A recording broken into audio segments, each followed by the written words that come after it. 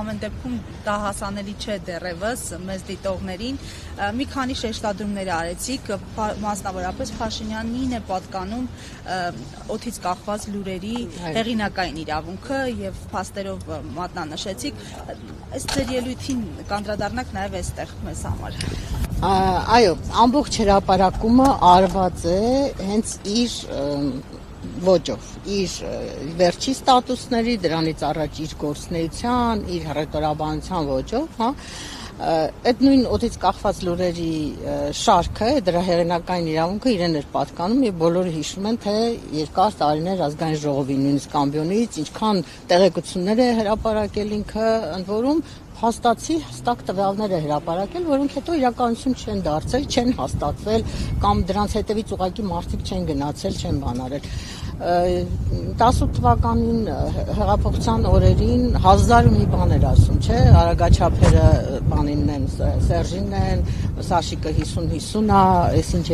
1000 մի բան, ու դրանցից 8 տարի իշխանության մեջ լինելով ոչ քրեական գործեր հարուցվեցին, ոչ ապացուցվեցին, ոչ հաստատվեցին այդ բոլոր ասածները եւ առհասարակ այնքան սուտ, կեղծիք, ինչքան Նիկոլ Փաշինյանն է հրապարակել, դժվար է պատկերացնել, որ Հայաստանի պատմության մեջ որևէ մեկը հրապարակած կլինի, բայց ինքը դիմել է դատարան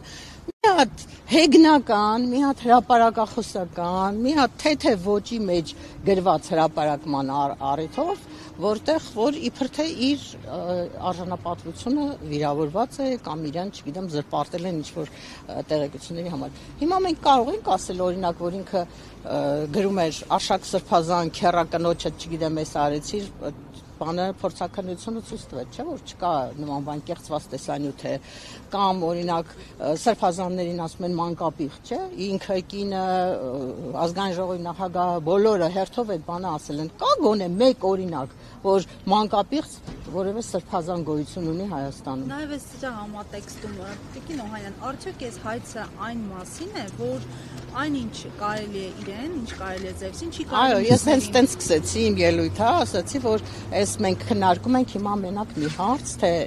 այնինչ ինձ կարելի է, ձեզ չի կարելի, ոչ մեկից չի կարելի։ Ինքը ինչ է ասում է, ես իրավունք ունեմ ցանկացած մեկի հասցեին անպատասխանատու հայտարարություններ անեմ, զրպարտություններ տարածեմ, կեղծիքներ տարածեմ, բայց ես դրա իրավունք ունեմ, իսկ այլ լրատվամիջոցը հարցադրումներ անելու իրավունք չունի։ Իսկ ինչ ենք արել մենք ընդհանրապես, հա, մի հատ վերնագրի մեջ հարցականով հարց ենք տվել իրեն եւ մեջ շարադրել ենք ինչ-որ տեղեկություններ եւ ավարտել ենք հենց իր ոճով, որ դու պիտի չլռես, ոնց որ ինքն էր գրում, չէ՞, դուք իրավունք չունեք լռելու, դու պիտի պատասխանեք այս հարցադրումներին։ Ընդհանրապես ես ինչու է հիշեցի դատարանում այդ 4-րդ իշխանության այդ հայտնի շարքը, որ անում է, երազների շարքը։ Հիմա նույն հաջողությամբ կարող են այդ երազների ցանկացած մեկը դիմել մեկը դատարան, բերի դատական քննության եւ ասի, որ այսպես բան չի երազ, չի տեսե մարդը, այսպիսի բան գոյություն չունի, հա, այսինքն ամեն հումորի,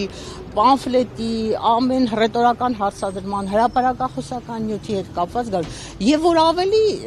վատ հետևանք կարող է ունենալ։ Ես դատավորին էլ ասացի, որ դուք եթե հարց տված հարցին հարցը դիտեք որպես զրպարտություն, դուք այլևս կզրկեք մեր լրագրողներին հարց տալու իրավունքից, որտեղ ի վերջո մենք ինչ ենք անում։ Մենք 1000 տեղեկություն ենք, չէ՞, օրվա մեջ ստանում, եւ այդ տեղեկությունները ինչ որ ձևով հաստատելու, հերքելու միակ հնարավորությունը տվյալ անձին հարց ուղղելն է։ Եթե մենք այդ հարցը ուղղելուց էլ պիտի վախենանք, մտածենք, որ եթե այդ հարցը բարձրաձայնենք, հետո այդ մարդը գդիմի դատարան կասի, որ հարցի մեջ դուք տեղեկություն եք հրապարակել, հարցը զրպարտչական բնույթի է։ Դա մի հատ նախահայտարար նախադեպ կստեղծվի։ Լրատվամիջոցների թեմա մեծ իմաստով։ Այո, եւ իմիջայլոց իր ներկայացուցիչ այդ փաստաբան տղան, որը Գրիգոր Մինասյանի գրասենյակի ներկայացուցիչն է, հա, իրենք են ստանձնել Նիկոլ Փաշինյանի պաշտպանությունը եւ այսպես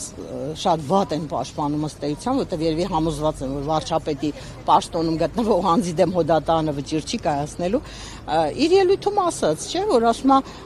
հրապարակը լիքը ուրիշ քննադատական հոդվածներով է հանդես գալիս, բայց տեսեք Նիկոլ Փաշինյանը այդ հոդվածների համար չի մի դիմում դատարան, դիմում է սրան։ Այդ ակնհայտ է, չէ, որ նպատակը այդ է, որ քննադատական հոդվածների դեմը առնեն, փակեն լրագրողների բերանը, ցույց տան, որ այսինքն մի հատ ուրիշ անմեղ մի հոդվածով մենք կդիմենք դատարան, ձեր վրա, չգիտեմ ինչքան տուգանք կդնենք, ձեզ կտանենք, կբերենք, արդեն քանի ամիս է գալիս է մեզ դատարան, իմ գործը թողած, թերթը խմբագրելու գործը թողած, ես իմ ժամանակից, իմ թանկ ժամանակից ծախսում եմ, գալիս եմ այս հիմար անիմաստ process-ի մեջ եմ, չէ՞, ինչքան ժամանակ։ Եթե նախկինում Փաշինյանի, այսպես ինչպես դուք ձևակերպեցիք, բերանը փակող չի եղել, ստացվում է մենք ավելի ժողովրդավար երկրում ենք ապրել մինչև 2018-ը, քան այսօր։ Այո, ես դատանում էլ ասացի, ասի, որ ես 40 մոտ 30 տարուց ավելի լրագրող եմ, ես միշտ նույն ձևով եմ աշխատել, ոնց որ հիմա, միշտ նույն վստահությամբ, նույն համարձակությամբ գրել ենք մենք եւ որևէ մեկը որևէ ձևով մեզ չի կարողացել մեզ սահմանափակի մեր իրավունքները։ Կինոհանյան, գիտեք, ես ինչու մեջ բերեցի Լևոն Տեր-Պետրոսյանի խոսքերը, որ ասում է, որ ոչ մի երկրի նախկին նախագահ, վարչապետ, նույնիսկ ներկա նախագահ, նախկին նախագահ ոչ մեկը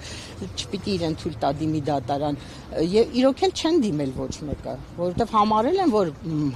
համարժեք չեն ուժերը։ Իրենք շատ ավելի այլ դիրքում են, քան լրատվամիջոցները եւ չի կարելի այսօր լրատվամիջոցների նկատմամբ տենց ճնշում գործադրել։ Տիկին Օհանյան, այնուամենայնիվ հաշվի առնելով, թե ինչպես ընթացան դատական նիստերը, թե ինչ բռնաճնշումների փուլում են գտնվում մենք այսօր, ինչ եք ակնկալում դատարանից։ Դե դժվար Չեմ ուզում վատ բան ասել, որտեվ քանի դեռ վճիռը չկա, այդպես մի հույսի տեղ թողենք, մի փոքր շանս տանք դատավորին, մանավանդ որ կին դատավորը եւ ես միշտ ասել եմ, որ կանայք շատ ավելի համարձակ են